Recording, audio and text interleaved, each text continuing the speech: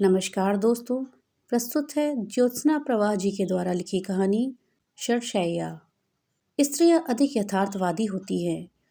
परमात्मा के संबंध में सबके विचार भिन्न भिन्न होते हैं, परंतु इस संदर्भ में पुरुषों और स्त्रियों के विचारों में अंतर होता है। जब कुछ नहीं सूझता तो किसी सशक्त और धैर्य देने वाले विचार को पाने के लिए पुरुष आकाश के नीले खोखलेपन की ओर देखता है, परंतु ऐसे समय में स्त्रियां सिर झुकाकर धरती की ओर देखती हैं। विचारों में ये मूल अंतर है। पुरुष सदैव अव्यक्त की ओर, स्त्री सदैव व्यक्त की ओर आकर्षित होती है। पुरुष का आदर्श है आकाश, स्त्री का धरती। शायद ईला को भी यथार्थ का बोध हो गया था। जब जीवन में जीवन को देखने या जीवन को समझने के लिए कुछ भी ना बचा हो और जीवन की सांसें चल रही हों, ऐसे व्यक्ति की वेदना कितनी असहनीय होगी। शायद इसीलिए उसने आगे और इलाज कराने से साफ मना कर दिया था। कैंसर की आखिरी स्टेज थी। नहीं, अब और नहीं, मुझे यहीं घर पर तुम सबके बीच मरने दो, चैन से। इतनी तकलीफें झेलकर अब मैं इस शरीर की और छीछालेदर नहीं करवाना चाहती। ईला ने अपना निर्णय सुना दिया। जिद्दी तो वो थी ही, मेरी तो वैसे भी उसके सामने कभी नहीं चली, लेकिन शिबू की भी उसने नहीं सुनी। नहीं बेटा, अब मुझे इसी घर में अपने बिस्तर पर ही पड़ा रहने दो। ईश्वर की कृपा से जीवन आराम से ही कट गया। बस अब आराम से मरने दो। सब सुख देख लिया, नाती पोता, तुम सबका पारिवारिक सुख। बस अब तो यही इच्छा है कि सबको भरा पूरा देखते देखते आंखें मूंद लूं। उसने शिबू का गाल सहलाते हुए कहा और मुस्कुरा दी। कहीं कोई शिकायत, कोई क्षोभ नहीं। पूर्णत्व बहुत बड़े आनंदित क्षण को नापा नहीं जा सकता। वह परमाणु सा होकर भी अनंत विस्तारवान है। पूरी तरह संतुष्टि और पारदर्शिता झलक रही थी उसके कथन में। मौत सिरहाने खड़ी हो तो इंसान बहुत ही उदार हो जाता है क्या? क्या चला चली की बेला में वो सबको माफ करता जाता है? पता नहीं। शिखा भी पिछले एक हफ्ते से माँ को मनाने की बहुत कोशिश करती रही, फिर हार कर वापस पति और बच्चों के पास कानपुर लौट गई।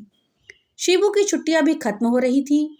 आंखों में आंसू लिए वो भी माँ का माथा चूमकर वापस जाने लगा। बस बेटा, पापा का फोन जाए तो फौरन आ जाना। मैं तुम्हारे और पापा के कंधों पर ही शमशान जाना चाहती हूँ।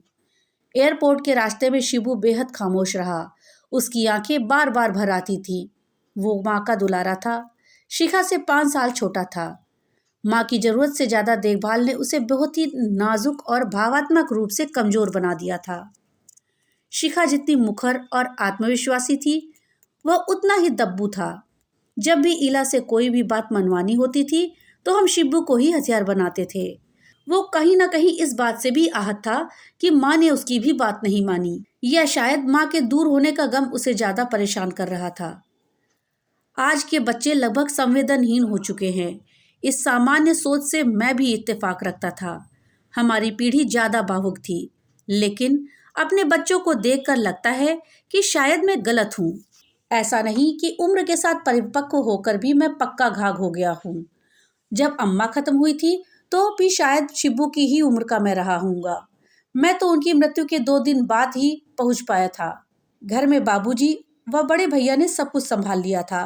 दोनों बहनें भी पहुँच गई थीं। सिर्फ मैं ही अम्मा को कंधा ना दे सका। पर इतने संवेदनशील मुद्दे को भी मैंने बहुत सहज लिया और सामान्य रूप से लिया। बस रात में ट्रेन के बर्थ पर लेटे हुए अम्मा के साथ बिताए तमाम पल छन छन कर दिमाग में घूमते रहे, जिन्हें याद करके आंखें छलछला जाती थीं। लेकिन इससे ज्यादा और कुछ नहीं। फिर भी बच्चों की अपनी माँ के प्रति इतनी तड़प और दर्द को देखकर मैं अपनी प्रतिक्रियाओं को अपने तरीके से जस्टिफाई कर लेता हूँ। असल में अम्मा के 4 बच्चों में से मेरे हिस्से में उनके प्यार व परवरिश का चौथा हिस्सा ही तो आया होगा। इसी अनुपात में मेरा भी उनके प्रति प्यार व परवाह का अनुपात 1/4 रहा होगा, और क्या। लगभग 1 हफ्ते से मैं शिबू को बराबर देख रहा था। वो पूरे समय इला के आसपास ही बना रहता था। यही तो इला जीवन भर चाहती रही थी। सीमा जब साल भर के बच्चे से परेशान होकर उसकी गोदी में उसे डालना चाहती तो वो खींच उठता। प्लीज सीमा, अभी इसे संभालो, माँ को दवा देनी है। उनकी कीमो की रिपोर्ट पर डॉक्टर से बात करनी है। वाकई इला है बहुत किस्मत वाली। वो अक्सर फूलती भी रहती है। मैं तो राज रानी हूँ, राजयोग लेकर जन्मी हूँ। मैं उसके बचकाने पर हंसता। अगर मैं उसकी दबंगई और दादागिरी इतनी शराफत और शालीनता से बर्दाश्त ना करता तो उसका राजयोग जाता पानी भरने। ठीक है कि घर परिवार और बच्चों की जिम्मेदारी उसने बहुत ईमानदारी और मेहनत से निभाई है। ससुराल में भी सबके साथ अच्छा व्यवहार रखा। लेकिन इस सब के पीछे यदि मेरा मॉरल सपोर्ट ना होता तो क्या खाक कर पाती वह। मॉरल सपोर्ट शायद उपयुक्त शब्द नहीं है। फिर भी अगर मैं हमेशा उसकी तानाशाही के आगे समर्पण ना करता और दूसरे पतियों की तरह उस पर हुक्म गाटता तो निकल गई होती उसकी सारी हेकड़ी। लगभग 45 वर्ष के वैवाहिक जीवन में ऐसे मौके बहुत कम नहीं आए होंगे जब वह महीनों बिसुरती रही। मेरी तो किस्मत फूट गई जो तुम्हारे पल्ले पड़ गई। कोई सुख नहीं मिला। बच्चों की खातिर घर में पड़ी हूँ, वरना कब का जहर खा लेती, वगैरह वगैरह। बीच में तो वह 3-4 बार महीनों के लिए गहरे अवसाद में जा चुकी है। हालांकि इधर जब से उसने कीमोथेरेपी ना कराने का तय कर लिया था और आराम से घर पर रहकर मृत्यु का स्वागत करने का निश्चय किया था, तब से वह मुझे बेहद फिट दिखाई दे रही थी। उसकी 5 फुट 5 इंच की काया जरूर सिकुड़कर बच्चों के जैसी हो गई थी, लेकिन उसके दिमाग और जुबान में उतनी ही तेजी थी। उसकी याददाश्त तो वैसे भी गजब की थी। इस समय वो कुछ ज्यादा ही अतीत जीवी हो गई थी। उम्र और समय की भारी भरकम शिलाओं को ढकेलती अपनी यादों के तहखाने में से वह न जाने कौन कौन सी तस्वीरें निकालकर अक्सर बच्चों को दिखलाने लगती थी। उसकी नींद बहुत कम हो गई थी। उसके सिर पर हाथ रखा तो उसने झट से पलकें खोल दी। दोनों कोरों से 2 बूंद आंसू झलक पड़े। शिबू के लिए काजू की बर्फी खरीदी थी? हाँ भाई, मठरियां भी रखवा दी थी, मैंने उसका सर सहलाते हुए कहा। वो आश्वस्त हो गई। नर्स के आने पे अभी काफी समय है ना? उसकी नजर मुझ पर ठहरी थी। हाँ, क्यों? कोई जरूरत हो तो मुझे बताओ। नहीं, जरूरत नहीं है। बस जरा दरवाजा बंद करके तुम मेरे सिरहाने आकर बैठो। उसने मेरा हाथ अपने सर पर रख लिया। मरने वाले के सिर पर हाथ रखकर झूठ नहीं बोलते। सच बताओ, तुम्हारी रानी भाभी से तुम्हारे संबंध कहाँ तक थे? मुझे करंट लगा। सिर से हाथ खींच लिया। पागल हो गई हो क्या? अब इस समय तुम्हें ये सब क्या सूझ रहा है? जब नाखून बढ़ जाते हैं तो नाखून ही काटे जाते हैं, उंगलियां नहीं। अतः अगर रिश्ते में दरार आए तो दरार को मिटाओ, ना कि रिश्ते को। यही सोचकर चुप थी अभी तक, पर अब सच जानना चाहती हूँ। सूझ तो बरसों से रहा है, बल्कि सुलग रहा है, लेकिन अभी तक मैंने खुद को भ्रम का हवाला देकर बहलाए रखा। बस अब जाते जाते सच जानना चाहती हूँ। जब अभी तक बहलाया है तो थोड़े दिन और बहला लो। वहां ऊपर पहुंचकर सब सच झूठ का हिसाब कर लेना, मैंने छत की तरफ उंगली दिखाकर कहा। मेरी खींच का उस पर कोई असर नहीं हुआ था, और वो विभा जिसे तुमने कथित रूप से घर के नीचे वाले कमरे में शरण दी थी, उससे क्या तुम्हारा देह का भी रिश्ता था? छी, तुम सठिया गई हो क्या? ये क्या नाप शराब बक रही हो? कोई जरूरत हो तो बताओ, वरना मैं चला। क्षोभ और अपमान से तिलमिलाकर मैं अपने कमरे में आ गया। ऐसा नहीं है कि ये सब बातें मैंने पहली बार उसकी जुबान से सुनी हैं, लेकिन अरसा हो गया। मुझे लगा था कि अब वो सब भूल भुला गई होगी। इतने लंबे अंतराल में बेहद संजीदगी से घर गृहस्थी के प्रति समर्पित ईला ने कभी इशारे से भी कुछ जाहिर नहीं किया था। हद हो गई। ऐसी बीमारी और तकलीफ में भी खुराफाती दिमाग कितना तेज काम कर रहा था। मेरे मन के सघन आकाश से विगत जीवन की स्मृतियों की वर्षा अनेक धाराओं में होने लगी। मन विचित्र होता है। उसे जितना बांधने का प्रयत्न किया जाता है वो उतना ही स्वच्छंद होता जाता है। जो वक्त बीत गया वो कभी लौट कर वापस नहीं आता है, लेकिन उसकी स्मृतियां मन पर ज्यों की त्यों अंकित रह जाती हैं। रानी भाभी की नाजो अदा का जादू मेरे ही सर चढ़ा था। 17-18 साल की अल्हड़ और नाजुक उम्र में मैं उनके रूप का गुलाम बन गया था। भैया की अनुपस्थिति में भाभी के दिल लगाए रखने का जिम्मा मेरा था। बड़े घर की लड़की के लिए इस घर में मैं ही एक था जिससे वो अपने दिल का हाल कहती थी। भाभी थी त्रिया चरित्र की खूब मंजी खिलाड़ी। अम्मा तो कई बार भाभी पर खूब नाराज भी हुई थी। मुझे भी कसकर लताड़ा तो मैं भी अपराध बोध से भर उठा था।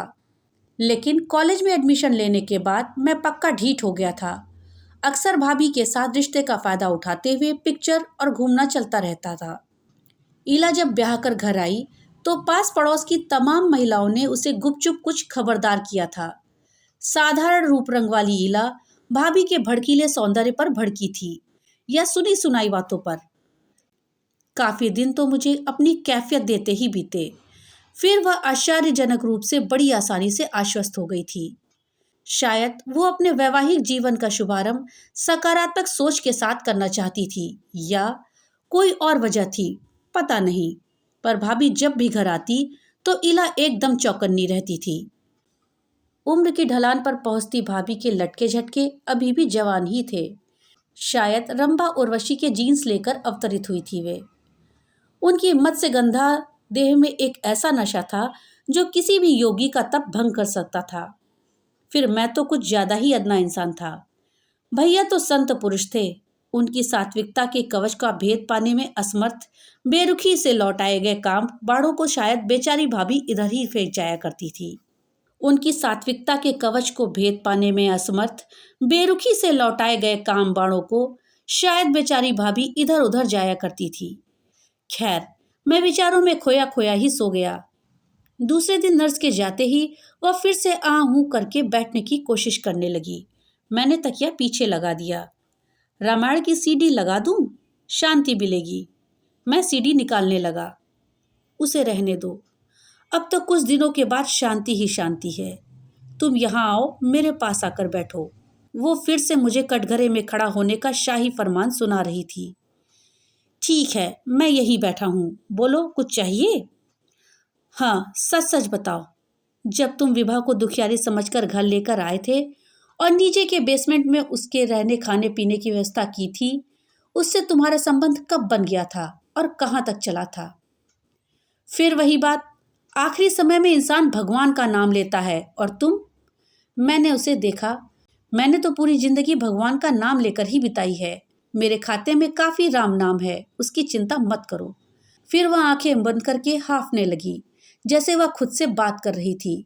समझौता कितना मामूली शब्द है, मगर कितना बड़ा तीर है जो जीवन को चुभ जाता है तो फांस का अनदेखा घाव सा टीसता है। अब थक चुकी हूँ, जीवन जीने से भी और जीवन जीने के समझौते से भी। जिन रिश्तों में सबसे ज्यादा गहराई होती है, वही रिश्ते मुझे सतही मिले। जिस तरह समुद्र की अथाह गहराई में तमाम रत्न छिपे होते हैं, साथ में कई जीव जंतु भी रहते हैं, उसी तरह मेरे भीतर भी भावनाओं के बेशकीमती मोती भी थे और कुछ बुराइयों जैसे जीव जंतु भी। कोई ऐसा गोताखोर नहीं था जो उन जीव जंतुओं से लड़ता, बचता बचाता, उन मोतियों को देखता, उनकी कद्र करता। सबसे गहरा रिश्ता माँ बाप का होता है। माँ अपने बच्चे के दिल की गहराइयों में उतरकर सब देख लेती है, लेकिन मेरे नसीब में तो वो माँ भी नहीं थी जो मुझे थोड़ा भी समझ पाती। दूसरा रिश्ता पति का था, वो भी सता। देखो तुम्हारी सांस फूल रही है, तुम आराम करो इला। वो नवंबर का महीना था शायद। रात को मेरी नींद खुली, तुम बिस्तर पर नहीं थे। सारे घर में तुम्हें देखा, नीचे धीमी धीमी बात करने की आवाज़ सुनाई दी तुम्हारी। मैंने आवाज़ भी दी, मगर तब फुसफुसाहट बंद हो गई। मैं वापस बेडरूम में आई तो तुम बिस्तर पर थे। मेरे पूछने पर तुमने बहाना बनाया कि नीचे लाइट बंद करने गया था। अच्छा, अब बहुत हो गया, तुम इतनी बीमार हो इसलिए तुम्हें कुछ नहीं कहना चाहता। खैर, कह तो पूरी जिंदगी कुछ नहीं पाया, लेकिन अब तो मुझे बख्श दो। खींच और बेबसी से मेरा गला भराया था। उसके अंतिम दिनों को लेकर मैं दुखी हूँ और ये औरत कहाँ कहाँ से गड़े मुर्दे उखाड़ रही है। उस घटना को लेकर भी उसने कम जांच पड़ताल नहीं की थी। विभा ने भी सफाई दी थी कि वो अपने नन्हे शिशु को दुलार कर रही थी, लेकिन उसकी किसी दलील का इला पर कोई असर नहीं हुआ था। उसे निकाल बाहर किया। पता नहीं वो सच कैसे सूंघ लेती थी। उस दिन मैं कपड़े धो रही थी, तुम मेरे पीछे बैठे थे और वो मुझसे छुपाकर तुम्हें कोई इशारा कर रही थी। जब मैंने उसे ध्यान से देखा तो वो वहां से खिसक ली। मैंने पहली नजर में ही समझ लिया था कि ये औरत खूब खेली खाई है। 50 बार तो पल्ला ढलकता है इसका। तुमको तो खैर दुनिया की कोई भी औरत अपने पल्लू में बांध सकती है। याद है, मैंने तुमसे पूछा भी था, पर तुमने कोई जवाब नहीं दिया था, बल्कि मुझे यकीन दिलाना चाहते थे कि वो तुम्हारी इज्जत करती है। तब शिखा ने टोका भी था, माँ तुम्हारा ध्यान बस इन्हीं चीजों की तरफ जाता है, मुझे तो ऐसा कुछ भी नहीं दिखता। शिखा माँ की इन ठेठ और ताना बातों से चिढ़ जाती थी। कौन कहेगा कि मेरी माँ इतने खुले विचारों वाली और पढ़ी लिखी है। उन दिनों मेरे दफ्तर की सहकर्मी मिसेस शर्मा को लेकर जब उसने कोसना शुरू किया था तो भी शिखा बहुत चिढ़ गई थी। मेरे पापा हैं ही इतने डिसेंट और हैंडसम कि कोई भी उनसे बात करना चाहेगा। मुझे उसके सामने जाने से भी डर लगने लगा था। मन हुआ कि शिखा को एक बार फिर बुला लूं, लेकिन उसकी भी नौकरी है और पति और बच्चे हैं, सब मैनेज करना कितना मुश्किल है। दोपहर में खाना खिलाकर उसे लिटाया तो उसने फिर मेरा हाथ थाम लिया। तुमने मुझे बताया नहीं, देखो अब तो मेरा आखिरी समय आ गया है, अब तो मुझे धोखे में मत रखो, सच सच बता दो। मेरी समझ में नहीं आ रहा है कि पूरी जिंदगी बीत गई है, अब तक तो तुमने इस तरह जिरह नहीं की, इतना दबाव नहीं डाला मुझ पर, फिर अब क्यों? इसलिए क्योंकि मैं अपने आप को धोखे में रखना चाहती थी। अगर तुमने दबाव में आकर कभी कन्फेस कर भी लिया होता तो मुझे तुमसे नफरत हो जाती, लेकिन मैं तुम्हें प्रेम करना चाहती थी, तुम्हें खोना नहीं चाहती थी।